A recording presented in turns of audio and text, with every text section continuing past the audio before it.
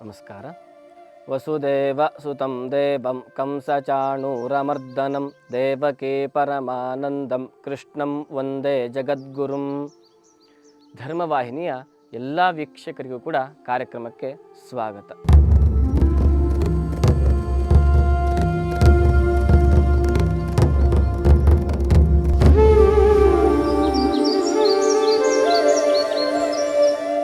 ಇವತ್ತಿನ ದಿವಸ ನಾವು ಮಾಡುವಂತಹ ದಾನ ಕರ್ಮವು, ಶ್ರೇಷ್ಠ ಕರ್ಮವು, ಅಥವಾ ನಮ್ಮಲ್ಲಿರ್ತಕ್ಕಂತಹ ಒಳ್ಳೆ ನಡತೆ ಎನ್ನುವಂಥದ್ದೇನಿದೆ ಅದು ನಮ್ಮನ್ನು ಎಷ್ಟು ಶ್ರೇಷ್ಠತೆಗೆ ಕೊಂಡೊಯ್ಯುತ್ತದೆ.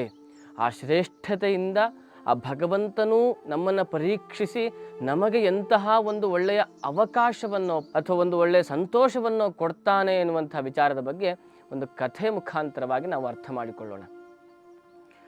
ಒಮ್ಮೆ ಮುದ್ಗಲ ಎನ್ನುವಂತಹ ಒಬ್ಬ ಮಹರ್ಷಿಗಳು ಇರ್ತಕ್ಕಂಥವರು, ಅವರು ಒಂದು ವಿಶೇಷವಾದ ವ್ರತವನ್ನು ಮಾಡ್ತಾ ಇದ್ರು. ಏನದು ವ್ರತ ಅಂತಂದರೆ ಉಂಚವೃತ್ತಿ ಎನ್ನುವಂಥದ್ದು. ಅಂದರೆ ಉಂಚವೃತ್ತಿ ಎನ್ನಿಸಿಕೊಳ್ಳುವಂಥದ್ದೇನು, ಗದ್ದೆಗಳಲ್ಲಿ, ಹೊಲಗಳಲ್ಲಿ, ತೋಟಗಳಲ್ಲಿ ರೈತರು ತಮಗೆ ಬೇಕಾಗಿರ್ತಕ್ಕಂತಹ ಧಾನ್ಯವನ್ನು, ದವಸಗಳನ್ನು ಬೆಳೀತಾ ಇರ್ತಕ್ಕಂಥವರು. ಅವರು ಬೆಳೆದು ಅವರು ಆ ಒಂದು ಪೈರನ್ನು ಕಟಾವು ಎನ್ನುವಂಥದ್ದು ಏನು ಹೇಳ್ತೀವಲ್ಲ, ಆ ರೀತಿಗೆ ಎಲ್ಲವನ್ನ ತೆಗೆದುಕೊಂಡು ಹೋಗ್ತಾರೆ. ಹೋದ ಸಮಯದಲ್ಲಿ ಒಂದು 4-6 ಕಾಳುಗಳು ಕೆಳಗೆ ಬಿದ್ದಿರತ್ತೆ. ಅದನ್ನು ಮಾತ್ರ ತೆಗೆದುಕೊಂಡು ಬಂದು ಅದನ್ನು ನೈವೇದ್ಯವನ್ನು ಮಾಡೋ, ಪೂಜೆಯನ್ನು ಮಾಡೋ, ಅದನ್ನೂ ಕೂಡ ಅತಿಥಿಗಳಿಗೆ ಕೊಟ್ಟು ಕಟ್ಟ ಕಡೆಯಲ್ಲಿ ಉಳಿಯುವಂಥ 4-6 ಅಗಳನ್ನು ಮಾತ್ರ ತಿಂತಕ್ಕಂಥದ್ದು ಅದು ಉಂಚವೃತ್ತಿ ಅಂತ ಅನ್ನಿಸಿಕೊಳ್ಳುತ್ತೆ. ಇಂತಹ ವೃತ್ತಿಯನ್ನು, ಇಂತಹ ಕಠೋರ ವ್ರತವನ್ನು ಆ ಮುದ್ಗಲ ಮಹರ್ಷಿಗಳು ಮಾಡ್ತಾ ಇದ್ರು. ಇದಕ್ಕೆ ಕಪೋತ ವೃತ್ತಿ ಅಂತ ಕೂಡ ಹೇಳ್ತಾ ಇದ್ರು. ಅಂದರೆ ಹಾಗೆ ಪಾರಿವಾಳದ ಹಾಗೆ ಕಡೆಯಲ್ಲಿ ಹೋಗೋದು, ಅಲ್ಲಿರ್ತಕ್ಕಂಥ ದವಸವನ್ನು, ಧಾನ್ಯವನ್ನು ಸ್ವೀಕಾರ ಮಾಡಿ ಬರುವಂಥದ್ದು. ಇಂತಹ ವೃತ್ತಿಯನ್ನು ಮಾಡುವುದರ ಜೊತೆಗೆ ಇಷ್ಟಿಗಳನ್ನು, ಹೋಮ ಹವನಗಳನ್ನು ಕೂಡ ಇದರಲ್ಲಿ ಸಿಕ್ಕಿರ್ತಕ್ಕಂಥ ಧಾನ್ಯಗಳಿಂದನೇ ಆ ಮಹರ್ಷಿಗಳು ಮಾಡ್ತಾ ಇದ್ರು. ಹೀಗೆ ಬಹಳ ಕಾಲ ಅವರು ಮಾಡ್ತಾ ಬಂದಿರತಕ್ಕಂಥ ಸಮಯದಲ್ಲಿ ಅವರು ಆ ವ್ರತಕ್ಕೆ, ಆ ಒಂದು ನಿಷ್ಠೆಗೆ ಸ್ವಯಂ ಭಗವಂತನೇ ಅಥವಾ ಸ್ವಯಂ ಇಂದ್ರನೋ ಅಥವಾ ಸ್ವಯಂ ಶಚೀದೇವಿಯೇ ಬಂದು ಅವರು ಕೊಟ್ಟಂತಹ ಹವಿಸ್ಸನ್ನು ಸ್ವೀಕಾರ ಮಾಡ್ತಾ ಇದ್ರು. ಅವರ ಒಂದು ವ್ರತಕ್ಕೆ, ಅವರ ಯಾಗಕ್ಕೆ ಫಲವನ್ನು ಕೊಡ್ತಾ ಇದ್ರು.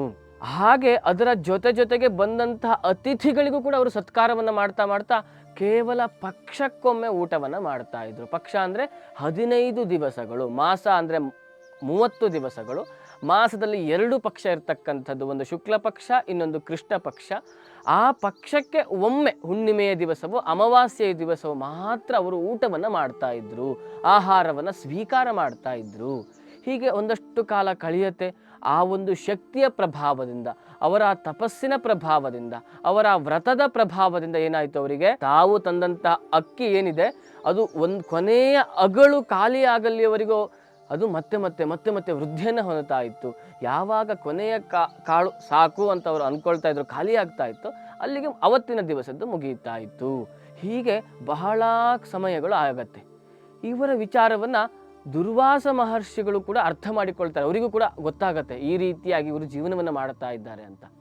ಒಮ್ಮೆ ಇವರ ಪರೀಕ್ಷೆಯನ್ನು ಮಾಡಬೇಕು ಅಂತ ಏನು ಮಾಡ್ತಾರೆ, ಇವರ ಮನೆಗೆ, ಪಕ್ಷದಲ್ಲಿ ಒಮ್ಮೆ ಊಟ ಮಾಡ್ತಕ್ಕಂಥವ್ರು ಇವರು, ಇವರ ಮನೆಗೆ ಅತಿಥಿಗಳಾಗಿ ಊಟಕ್ಕೆ ದುರ್ವಾಸ ಮಹರ್ಷಿಗಳು ಬರ್ತಾರೆ. ಬಂದಂಥವ್ರು ಏನು ಮಾಡ್ತಾರೆ, ಒಂದು ಅಗಳು ಉಳಿದ್ರೆ ಮಾತ್ರ ಅದು ಇನ್ನೂ ಜಾಸ್ತಿ ಆಗಲಿಕ್ಕೆ, ಇನ್ಕ್ರೀಸ್ ಆಗಲಿಕ್ಕೆ ಸಾಧ್ಯ. ಆದರೆ ಏನಾಯಿತು, ದುರ್ವಾಸ ಮಹರ್ಷಿಗಳು ಒಂದೂ ಅಗಳನ್ನು ಕೂಡ ಮಿಗಿಸದಂತೆ, ಉಳಿಯದಂತೆ ಅಷ್ಟೂ ತಿಂದುಕೊಂಡು ಅಲ್ಲಿಂದ ಹೊರಡು ಹೋಗ್ತಾರೆ. 15 ದಿವಸಕ್ಕೆ ಊಟ ಮಾಡುವಂಥವರಿಗೆ ಅವತ್ತಿನ ಊಟವು, ಆ ಪಕ್ಷದ ಊಟವು ಸಿಗೋದೇ ಇಲ್ಲ ಮುದ್ಗಲ ಮಹರ್ಷಿಗಳಿಗೆ. ಆದರೂ ಕೂಡ ವಿಚಲನೆಯನ್ನು ಹೊಂದೋದೇ ಇಲ್ಲ, ವಿಚಲಿತರಾಗೋದೇ ಇಲ್ಲ. ಮತ್ತು ಪ್ರತಿನಿತ್ಯದವರ ಕಾರ್ಯ ಏನಿದೆ ಆ ರೀತಿಯಾಗಿ ತಪಸ್ಸನ್ನು ಮಾಡ್ತಾ ಇದ್ರು. ಉಂಚವೃತ್ತಿ ಅಂದರೆ ಹೊಲಗಳಿಗೆ ಹೋಗಿ ಅಲ್ಲಿ ಬಿದ್ದಂತಹ ದವಸವನ್ನು, ಧಾನ್ಯವನ್ನು ಸ್ವೀಕಾರ ಮಾಡ್ತಾ ಇದ್ರು. ಹೀಗೆ ಅವರು ಇನ್ನು ಮತ್ತೆ ಅತಿಥಿ ಸತ್ಕಾರವನ್ನು ಮಾಡಬೇಕು ಅಂತ ಸಂದರ್ಭದಲ್ಲಿ ಮತ್ತೆ ದುರ್ವಾಸ ಮಹರ್ಷಿಗಳು ಮತ್ತೆ ಒಂದು ವಿಚಿತ್ರವಾದಂತಹ ವೇಷದಲ್ಲಿ ಬರೋದು, ಮತ್ತೆ ಹಾಗೆ ಭಿಕ್ಷೆಯನ್ನು ಕೇಳುವಂಥದ್ದು, ಅತಿಥಿಯಾಗಿ ಹೋಗುವಂಥದ್ದು, ಅವರು ಬಡಿಸಿರ್ತಕ್ಕಂಥದ್ದನ್ನು ಸ್ವೀಕಾರ ಮಾಡೋದು, ಒಂದು ಅಗಳು ಕೂಡ ಮಿಗಿಲದಂತೆ ಮತ್ತೆ ಅದನ್ನು ತಿಂದ್ಕೊಂಡು ಬರ್ತಕ್ಕಂಥದ್ದು. ಮತ್ತೆ ಅವತ್ತು ಊಟ ಕೂಡ ಮುದ್ಗಲ ಮಹರ್ಷಿಗಳಿಗೆ ಇಲ್ಲ. ಹೀಗೆ ಒಂದಲ್ಲ ಎರಡಲ್ಲ 6 ಬಾರಿ ದುರ್ವಾಸ ಮಹರ್ಷಿಗಳು ಮಾಡ್ತಾರೆ. ಅಂದರೆ 6 ಪಕ್ಷಗಳು ಆಗಿ ಹೋಗುತ್ತೆ. 6 ಪಕ್ಷ ಅಂದರೆ 3 ತಿಂಗಳಾದರೂ ಕೂಡ ಇವರು ಒಂದು ಮಾತು ಕೂಡ ಹೇಳೋದಿಲ್ಲ ಮುದ್ಗಲ ಮಹರ್ಷಿಗಳು, ಸಿಟ್ಟನ್ನೇ ಮಾಡ್ಕೊಳ್ಳೋದಿಲ್ಲ. ಮಾನವನಿಗೆ ಸಹಜವಾಗಿ ಏನನ್ನಾದರೂ ತಡ್ಕೊಂಡಾನು, ಹಸಿವಾಗ್ತಾ ಇದೆ ಅಂತಂದರೆ ಆ ಹಸಿವು ಕ್ರೋಧಕ್ಕೆ, ಕೋಪಕ್ಕೆ ಕಾರಣವಾಗುತ್ತದೆ. ಆದರೆ ಅಂತಹ ಹಸಿವಿನಲ್ಲೂ ಇವರು ಕಠೋರ ನಿಷ್ಠರಾಗಿ, ಕಠೋರ ವ್ರತನಿಷ್ಠರಾಗಿ ಏನು ಮಾಡ್ತಾರೆ, ತಪಸ್ಸನ್ನು ಆಚರಣೆ ಮಾಡ್ತಾರೆ, ಬಂದಂತಹ ಅತಿಥಿಗೆ ಸತ್ಕಾರವನ್ನು ಮಾಡ್ತಾರೆ. ಹೀಗೆ ಇಷ್ಟೆಲ್ಲ ದಿವಸ ಆದರೂ ಕೂಡ ಇವನು ಏನೂ ಮಾತನ್ನು ಆಡಿಲ್ಲ ಅಂತ ಅಂದ್ಕೊಂಡು ದುರ್ವಾಸ ಮಹರ್ಷಿಗಳ ಪ್ರಸನ್ನರಾಗುತ್ತಾರೆ.